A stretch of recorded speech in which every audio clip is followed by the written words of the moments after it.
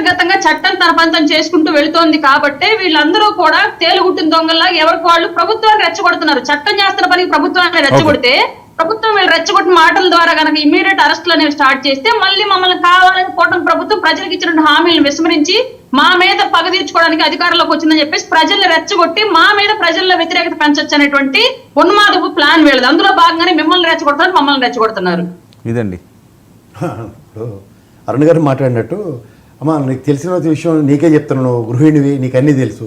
నిత్యావసర వస్తువులు ఎక్కడ తగ్గున్నాయమ్మా? గతంతో కంపేర్ చేస్తే ఇంకా ఇబ్బడిమొబ్బడిగా పెరుగున్నాయి. మీరు అన్నట్టు విద్యుత్ ఛార్జీలు, ట్రూప్ ఛార్జీల రూపంలో ప్రజల మీద ఎంత భారం పడుతుందో నీకు ఒక గృహిణిగా మా అందరికన్నా నీకే ఎక్కువ బాధ తెలుసు.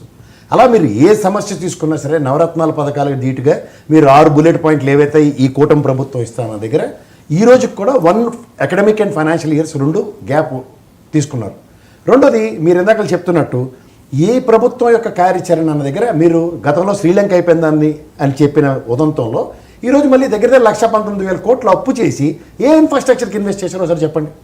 మీరు అన్నట్టు ఉపాధి కల్పన, మీరు చెప్పిన ప్రామిస్ 20 లక్షల ఉద్యోగాలు ఉపాధి కల్పిస్తామన్న దగ్గర కార్యాచరణ జనవరి 1వ తారీఖు జాబ్ క్యాలెండర్ ఇస్తున్నారు. ఇవాళ 4వ తారీఖు తెల్లే జాబ్ క్యాలెండర్ ఇప్పటికి రిలీజ్ కాలేదు.